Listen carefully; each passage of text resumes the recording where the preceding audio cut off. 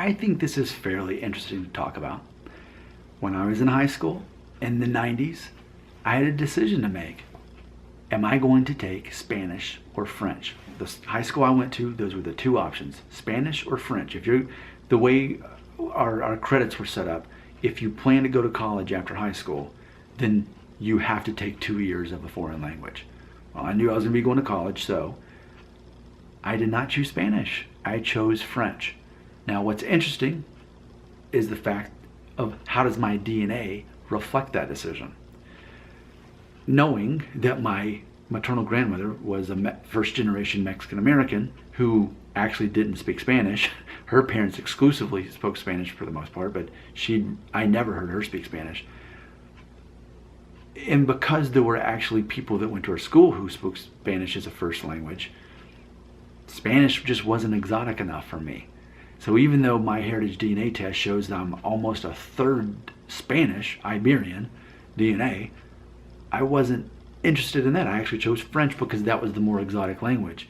And in hindsight, I don't regret it. I loved French. I ended up taking 2 years in high school and then actually 2 or 3 more in college. Because I was an English degree, you had to take a lot of a foreign language, and because I was already familiar with French from high school, I kept doing the French classes, and I've got years of French. That's something I've never really talked about much in this, in all these videos. That's kind of interesting.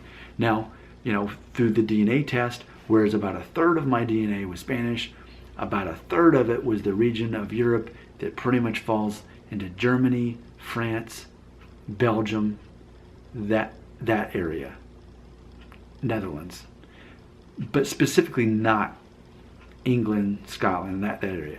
More of Germany and France. So a lot of my DNA, if we went far enough the family tree, we'd find lots of my ancestors who actually probably did speak French. We don't know for sure because the way my heritage is set up, it could have been German, it could have been France. I know for a fact that my last name was Schell, S-H-E-L-L. That shouldn't actually be my last name. It actually should be Stallion or something like that. It's Escalon, but it was changed to Stallion. But then, because it was an improper relationship, and it's so dark and heavy for such an upbeat videos, but ultimately I had a great person higher up in the family, way up the family tree.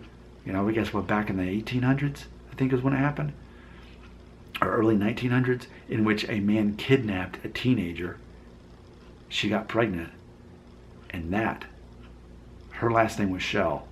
And that name was passed on, not the Stallion name, because they were never married. And actually, her own family murdered the man who impregnated her. They murdered the Stallion guy. And Schell became the placeholder last name. So definitely, as far as French, they called him a Frenchman. That's where that name came from.